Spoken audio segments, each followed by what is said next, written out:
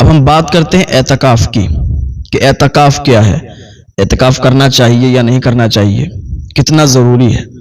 دیکھیں، اعتکاف ایک ایسا عمل ہے جو سنت موقدہ ہے، سنت غیر موقدہ نہیں ہے، سنت موقدہ ہے، تاکید کے ساتھ کرنے کا حکم ہے کہ اگر محلے میں، گاؤں میں ایک شخص نے بھی کر لیا تو سارے لوگ اس سے بری ذمہ ہو جائیں گے، لیکن اگر ایک نے بھی نہیں کیا تو سب کے سب گناہگار ہوں گے۔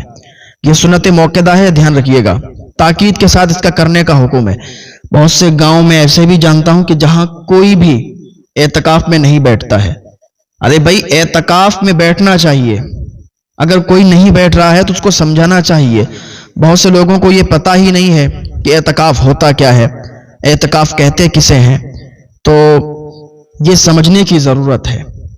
کوئی چیز اگر آپ کو نہیں معلوم ہے تو یہ نہیں کہ اس کو بھلا دیا جائے یا پوچھا نہ جائے، اس کا بھی آپ پر گناہ پڑتا ہے۔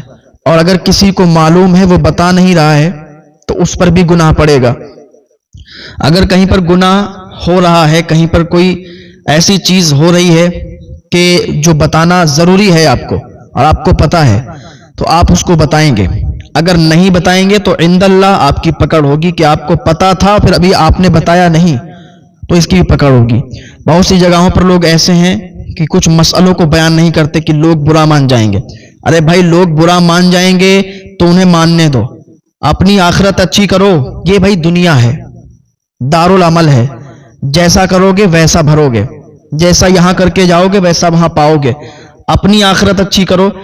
کسی کا یہ مت دیکھو یہ ناراض ہو جائے گا ہم مسئلہ بیان نہیں کریں گے۔ مسئلہ بیان کریں، وہ ناراض ہوتا ہے، ہونے دو، وہ ہو جاتا ہے، ہونے دو ناراض۔ آپ اپنی آخرت کیوں برباد کر رہے ہیں؟ یہ صرف اعتکاف کا مسئلہ ہی نہیں ہے، ہر وہ مسئلہ ہے جو آپ چھپاتے ہیں دوسروں کی ناراضگی کے لیے، وہ ناراض نہ ہو جائے، چاہے تو وہ اعتکاف کا مسئلہ ہو، چاہے تو وہ سود کا مسئلہ ہو، زکوٰۃ کا مسئلہ ہو، کسی چیز کا بھی مسئلہ ہو۔ اگر آپ کو پتا ہے تو آپ اسے بتائیں۔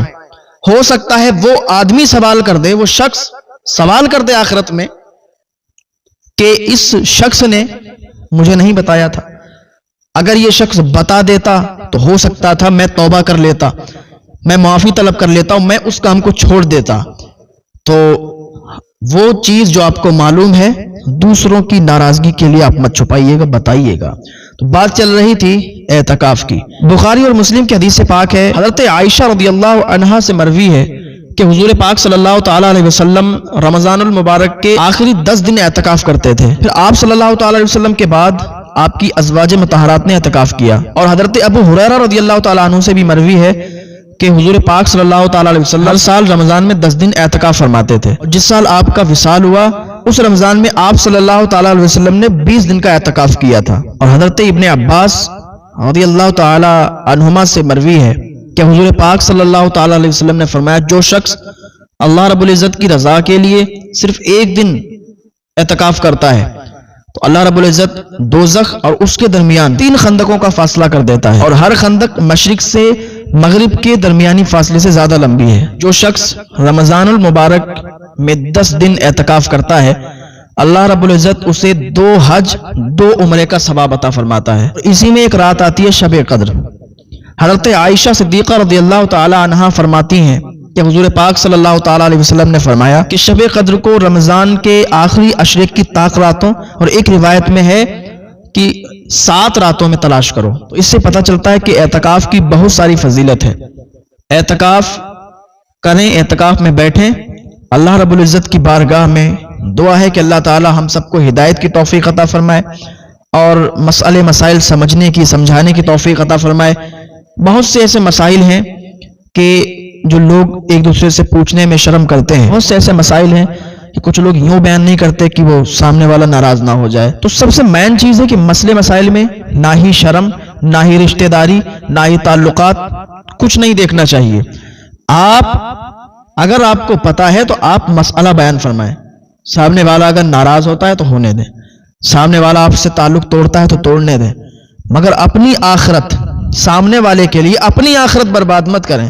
آپ مسئلہ صاف طور سے بتائیں گے تو ہو سکتا ہے اس کے دل پر اثر ہو اور وہ توبہ کر کے معافی مانگ کر اور وہ سچی راہ اختیار کر لے، تو آپ کی بھی آخرت سنبھل جائے گی اور اس کی بھی آخرت سنبھل جائے گی. آپ کی دنیا بھی سنبھلے گی اور آخرت بھی سدھرے گی, اس کی بھی دنیا اور آخرت دونوں سنبھل جائیں گی. اللہ پاک کی بارگاہ میں دعا ہے اللہ تعالی ہم سب کو نیک عمل کرنے کی توفیق عطا فرمائے. اور یہ رمضان شریف کا مہینہ فضیلتیں تو آپ کو پتا ہے, لیکن اگر مکمل طور سے فضیلت پتا چل جائے تو رات و دن عبادت میں مشغول رہیں گے, رات و دن عبادت کریں گے. جیسا کہ کل کے بیان میں نے بولا, کل کے بیان میں بتایا کہ وہ دو شخص جو حضور کی بارگاہ میں آئے اور انہوں نے حضور کے ہاتھ پر کلمہ پڑھا, ایمان لائے اور وہ صحابی بن گئے. ان کا مقام اور مرتبہ کیا ہوا کہ ایک زیادہ تیز تھے ہر کام میں, تو ان کا انتقال پہلے ہوا, شہید ہوئے. لیکن جو 1 سال کے بعد جن کا انتقال ہوا وہ جنت میں پہلے گئے اور بعد میں وہ گئے. خواب حضرت ابو ہریرہ نے دیکھا, جیسا کہ میں نے کل بیان میں بتا دیا. ان سے پیچھے تھے, ہر کام میں پیچھے تھے, وہ جنت میں پہلے کیسے چلے گئے؟ کیونکہ انہیں 1 سال ملا اور اس 1 سال میں انہیں رمضان شریف کا مہینہ ملا, اور رمضان شریف کے مہینے میں انہوں نے عبادت کی اور اللہ کو راضی کیا, اور وہ 3 عشرے بھی انہیں ملے. اور جس کا میں نے بیان کیا ابھی اعتکاف کا, وہ عشرہ, اس میں لیلۃ القدر, تو یہ ساری جو چیزیں تھیں وہ انہیں ملی اور رمضان شریف کا مہینہ ملا. اس کی برکت سے وہ پہلے والے صحابی سے پہلے چلے گئے جنت میں.